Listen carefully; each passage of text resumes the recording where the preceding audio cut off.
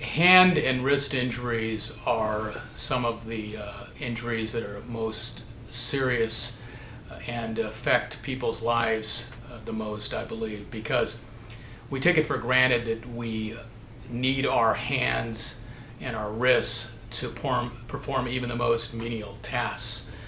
I have represented many clients with hand and wrist injuries.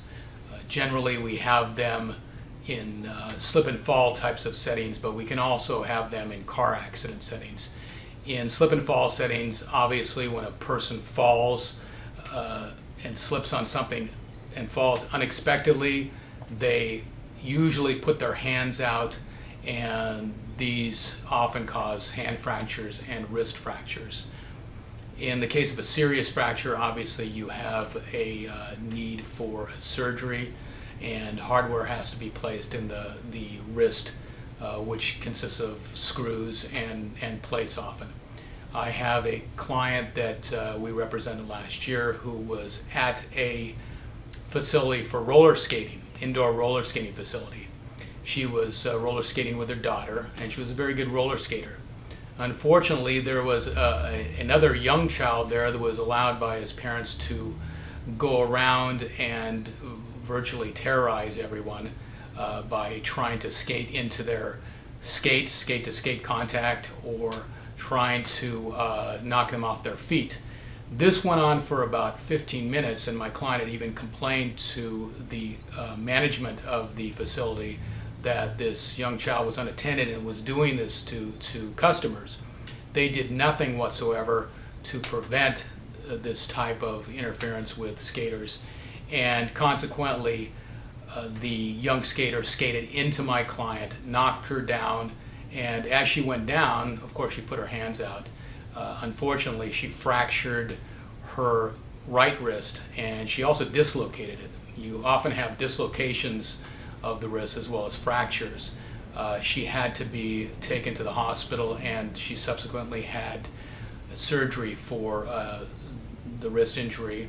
They had to place screws and plates, and she did recover as far as the wrist healing, but often with these types of fractures, in some cases, and more often with women for some reason, she developed what's called complex regional pain syndrome, which is debilitating pain syndrome. Even though you have the fracture healing, for some reason you have continued chronic pain either at the site of the healing or radiating from the site where the injury was. And this is very debilitating. You need pain management. You need to make sure that the client goes to a pain management specialist to try to alleviate the symptoms. A follow-up treatment such as surgery is very problematic because the surgery can result in more pain than the injured party had even before the surgery. So you have to be careful about that. I have also had clients that have fractured their wrist in car accident cases in which they put their hand out to brace themselves on impact and fracture their hand or their wrist.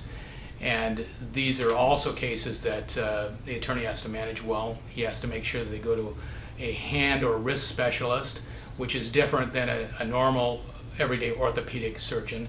All orthopedic surgeons do not perform, or they should not perform, all sorts of procedures. For example, a knee surgeon should not be doing surgeries on the lower back, even though sometimes they do. A shoulder surgeon should not be doing surgery on the wrist or the hand, but sometimes they do.